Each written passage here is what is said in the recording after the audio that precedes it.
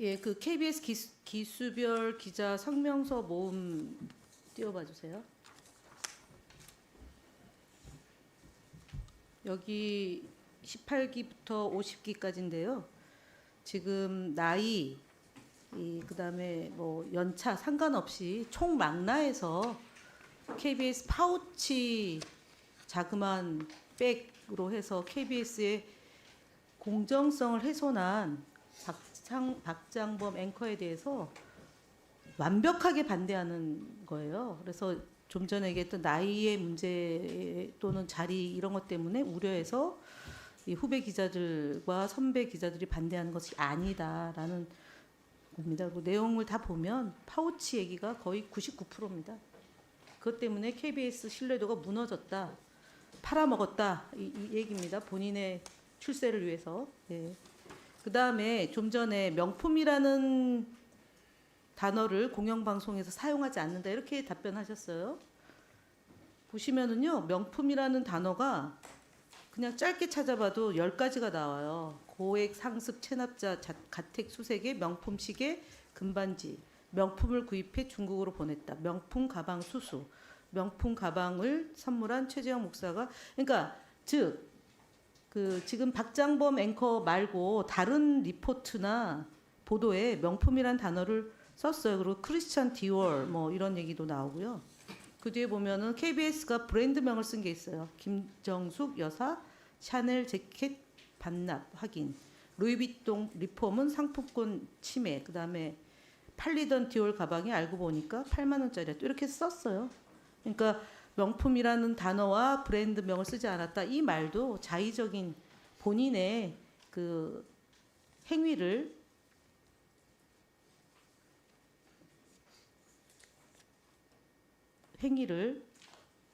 뭐 좋게 표현하기 위해서 나머지 보도나 뉴스에 대해서 폄훼하고 본인만 돋보이게 하는 그런 태도였다. 그래서 공정하지 못하다라는 거고요.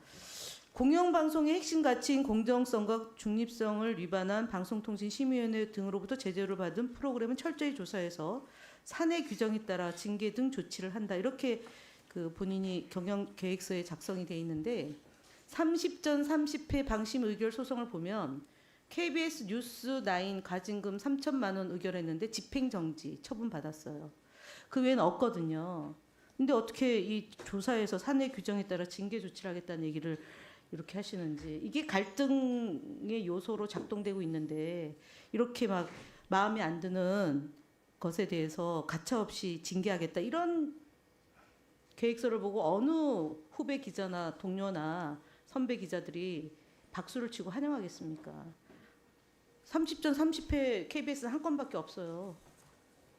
그리고 앞서도 얘기했지만 실적 좋은 능력 있는 직원을 승진시키는 게 기업 인사의 기본이거든요. 근데 박장범 앵커는 앞서 얘기했지만 9시 뉴스의 일일 평균 시청자 수가 168만 명으로 직전 그 앵커 인사도 못하고 쫓겨난 이소정 앵커가 247만 명이어서 32%가량이 줄었어요. 박장범 앵커는.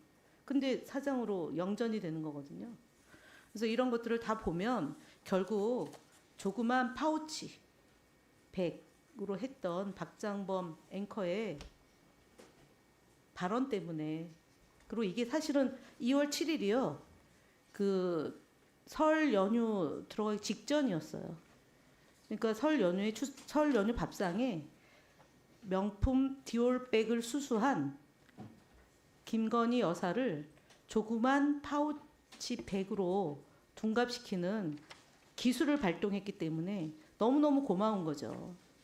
그리고 그것이 총선에 영향을 미치는 소재였고 그거를 아주 교묘하게 잘 기술적으로 파우치라는 단어를 본인이 썼던 아니면 용산과 협의를 했던, 이제 내일도 더 저희가 논의를 해야 되겠지만 그것 때문에 되신 거예요. 다른 게 아니에요.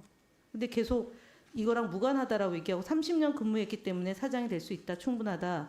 지금 30년 근무한 직원이 몇 명이나 더 있습니까?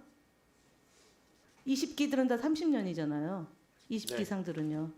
상당수 있는 거죠. 그분들하고 경쟁해서 직전 사장 공모에는 응하지도 않았잖아요. 우리 방장범 27년, 28년 근무할 때는 사장의 1분 더 드려. 불과 한 달 전에 사장에 응모하겠다라는 계획을 가졌다라고 설명하셨거든요. 그렇잖아요. 사장이 되고자 준비한 게 아니잖아요. 2월, 3월, 4월까지. 근데 어떤 연유에 급작스럽게 한 달밖에 안 되는 준비도 안 되고 텔레비전 수신료에 대해서 통합징수가 옳았다고 얘기했던 분이 갑자기 분리징수할 수밖에 없다는 그 논리를 펴면서 텔레비전 수신료를 어떻게 할 건지에 대해서 정책이 지금 오락가락 하는데 한 달도 안 된 분이 어떻게 사장의 공모에 응했는데 7대 0으로 압도적으로 추천이 됐는지는 용산의 입김이 아니고서는 어떻게 됩니까? 정책실장 친구시죠? 용산 정책실장. 대학 동기 동창. 예. 그리고 본인이 앵커로 있을 때 거기 몇 번 출연하셨어요? 이례적으로요. 예. 9시 뉴스는 7시에 출연했죠, 7시에. 한 번도 안 나왔습니다. 그러니까 7시. 7시. 9시 뉴스 할 때는 한 번도 안 나왔고요. 의료 진단할 때는 뭐 몇 번인가 정확히 네.